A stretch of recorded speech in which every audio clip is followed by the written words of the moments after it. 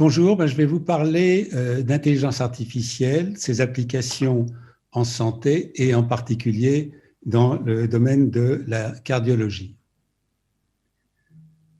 Alors, je pense qu'il est important de commencer à dire de quoi on parle quand on parle d'intelligence artificielle, le terme n'étant pas extrêmement approprié, mais étant maintenant assez dédié. Alors, ce sont les théories et les techniques qui permettent à des ordinateurs de résoudre des problèmes et ce qui peut simuler dans certains cas l'intelligence humaine.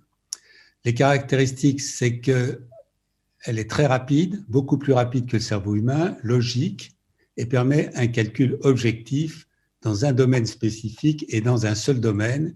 Elle est guidée et entraînée par l'expérience du passé.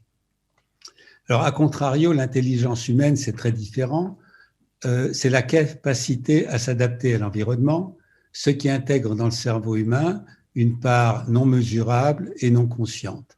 C'est ce qui intègre aussi l'empathie, c'est une qualité qui est très importante pour un médecin, la conscience, les émotions, le bon sens et l'expérience dans d'autres domaines, alors que je vous rappelle, l'intelligence artificielle se cantonne au seul domaine où elle a été entraînée. Et les grandes découvertes doivent aussi à l'instinct, à l'intuition et au hasard. Alors, le problème, c'est que, bien entendu, l'intelligence artificielle peut aussi simuler, mais seulement simuler des sentiments. Pour avoir l'intelligence artificielle, il faut de l'algorithme et des données. Un algorithme, c'est une séquence d'opérations qui permettent de résoudre un problème, guider le déplacement avec un GPS, personnaliser la publicité, et bien entendu, il y en a des tas en santé. Les données, c'est les traces que nous laissons partout, sur Internet, les objets connectés à la banque, à l'hôpital. En Europe, tout le monde a en principe le contrôle de l'utilisation de ces données personnelles. Alors, les algorithmes s'adaptent aux tâches, c'est ce qu'on appelle l'apprentissage automatique. Les ingénieurs codent les machines, les règles, et les algorithmes vont apprendre progressivement par des succès et des échecs, le système s'inspirant des neurones du cerveau, avec des réseaux de neurones. Et par exemple, là, vous voyez que la question arrive à gauche et après l'utilisation des réseaux de neurones, la proposition de solution arrive à droite. Les données sont devenues un problème géopolitique puisque le pouvoir est là où sont les données et vous savez que les géants de l'Internet sont non pas européens mais américains et chinois et on estime qu'à eux deux, ils détiennent à peu près 60% des données du monde. Ceci dit, en santé, les données sont souvent assez indirectes. En Europe, on a donné la priorité au RGPD, le Règlement général de la protection des données, pour protéger la vie privée des gens, et plusieurs pays européens, dont la France, se dotent de programmes d'intelligence artificielle. La France, en revanche, est riche de ces données publiques de santé. On appelle le SNDS, le Système national de santé, l'entrepôt de ces données qui est maintenant accessible pour des problèmes de recherche, à des fins de recherche, grâce à la loi. Et ces données concernent notamment les données de la carte vitale, de la CNAM, des hôpitaux, le PMSI, le registre des recettes. Et maintenant, le Health Data Hub, l'entrepôt national des données de santé, qui a été créé en 2019, a pour objectif de faire un guichet unique pour faciliter l'accès aux chercheurs et proposer des données enrichies non seulement avec les données publiques, mais avec les données des cohortes, des registres et toutes celles qui ont été constituées à l'aide de la solidarité nationale.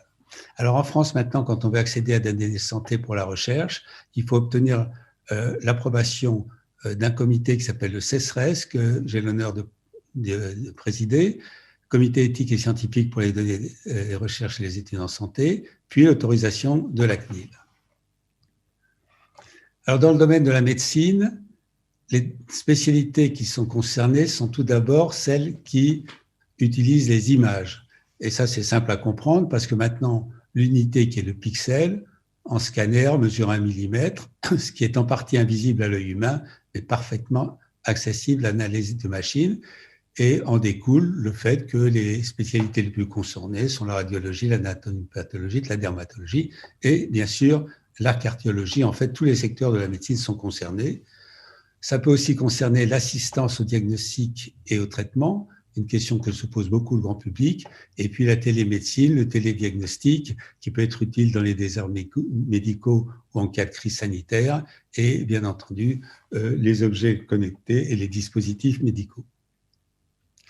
Alors, pour s'approcher du thorax, voici par exemple une analyse automatique d'un cliché de thorax.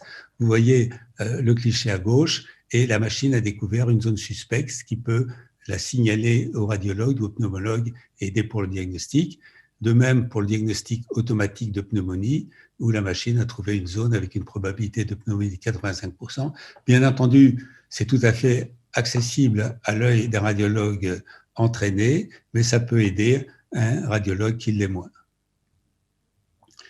La première application qui a reçu l'approbation des autorités américaines, la FDA, c'est le diagnostic automatique de la rétinopathie diabétique à partir d'images de fond d'œil analysées par des réseaux de neurones.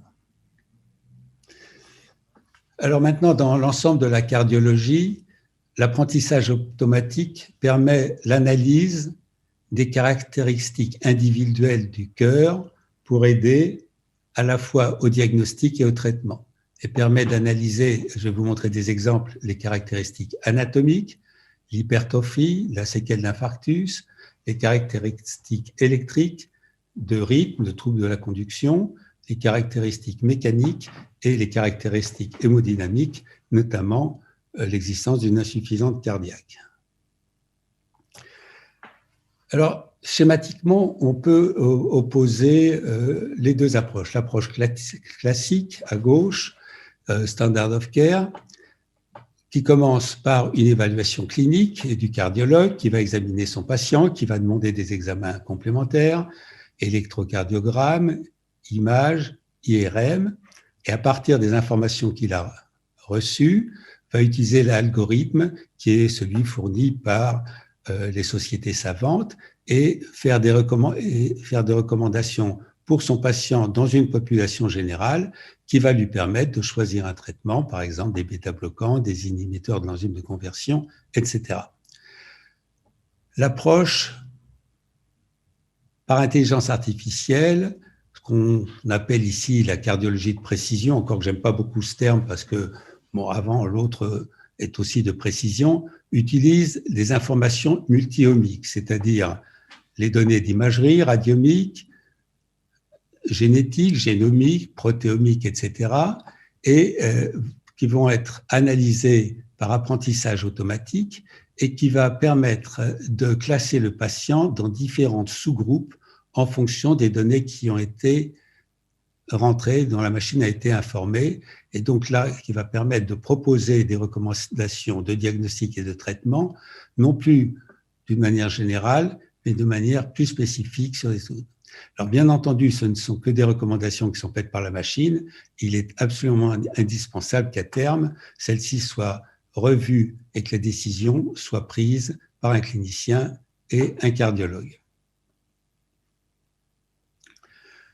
Alors, par exemple, ici, c'est une analyse de 5000 IRM anglaise. Vous voyez, à partir d'images d'IRM, zone neurone, analyse par réseau de neurones, les images sont analysées, quantifiées et vont en déduire différentes formes de phénotypes de mouvement et permettent de dire, classer directement le patient en anomalie ventricule droit, cardiomyopathie, hypertrophique ou dilatée, infarctus du myocarde ou normal. Vous voyez l'aide que ça peut apporter avec une précision de 85% dans ce domaine. Ce sont des images de l'INRIA, Sophia Antipolis. Là, c'est StatUp InHeart, aussi Maxime Sermezan, aussi à Sophia Antipolis, analyse l'aspect anatomique avec les cicatrices d'infarctus, cicatrices denses et la cicatrice sous différentes incidences d'infarctus.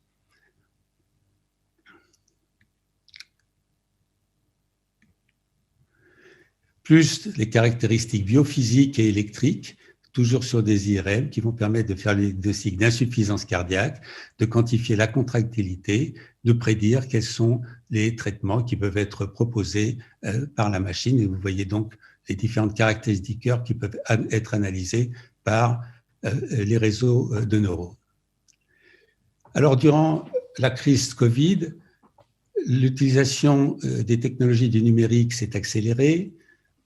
Les consultations de télémédecine pour les patients qui n'osaient pas venir à l'hôpital de peur de se contaminer, par l'utilisation du monitoring à distance des dispositifs implantés, avec notamment la possibilité de prédire les risques de problèmes et notamment d'insuffisance cardiaque, par le diagnostic d'urgence cardiovasculaire, surtout quand, encore une fois, les patients n'osaient pas venir. Et je peux vous dire que dans le comité que je dirige, on a vu arriver beaucoup de projets qui utilisaient les données de santé de vie réelle en essayant d'analyser quelles sont les relations entre les maladies cardiovasculaires et l'épidémie à Covid-19, l'un aggravant l'autre ou l'inverse. Dans les pays du Sud, les objets connectés peuvent aussi réduire le coût des diagnostics et permettent d'utiliser les télédiagnostics. Et vous voyez cet appareil, Cardiopad, qui permet d'enregistrer des tracés électrocardiographiques au Cameroun, qui a été utilisé déjà plus de 3000 fois et qui permet de communiquer à distance pour aider au diagnostic et au traitement du patient. Alors, de plus en plus souvent, on verra apparaître des papiers comme celui-là. Là, c'est en pneumologie, qui dit que l'intelligence artificielle fait mieux que les pneumologistes. Et donc, il est évident que ça arrivera. Qu'il faille acheter ça comme ça c'est une autre affaire. Mais de plus en plus, les dispositifs et l'intelligence artificielle arriveront à être performants. Alors, il est indispensable, lorsqu'on utilise des données de santé, de respecter les principes de l'éthique et de protéger la vie privée des gens. Encore une fois, on a le RGPD qui a établi les règles en Europe et la CNIL, Commission nationale informatique et liberté, qui est responsable des applications en France. Et bien entendu, avant d'appliquer les données et les utiliser pour la recherche, elles doivent être anonymisées.